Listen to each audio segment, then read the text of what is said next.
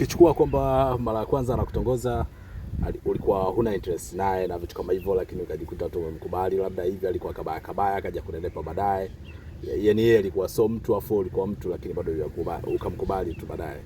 Ukaja ukaweka hiyo ya kuota, unashona nini, uzi umeisha, sindano sijui nini, anaenda kuweka sindano.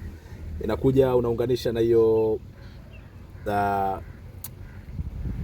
kwamba wanakutongoza watu wazima tu, unakuja unaweka hautaki kuwa kwenye mahusiano, ukitongozwa unasema umeolewa, unakuja unaweka nini hiyo kwamba pesa ilikuwa haipatikani siku zile. Kitu pekee naona ni kama jamaa ka Force King kwa na wewe, ni kama vile wewe ulikuwa sio sehemu yake, isipokuwa yeye akatumia mafekeche kuweza kuwa na wewe. Kwa hiyo kwenye hao mafekeche sasa kuna mambo alikuwa yafanya ili uwepo hayo mambo, aliyanuia vibaya au aliyasemea vibaya, kiasi kwamba akawa ameziba hadi kwenye upande wa riziki, yani kwamba ile labda asitongozwe na yote, asipendwe na yote, ni wanapenda mimi tu nini na vitu kama hivyo.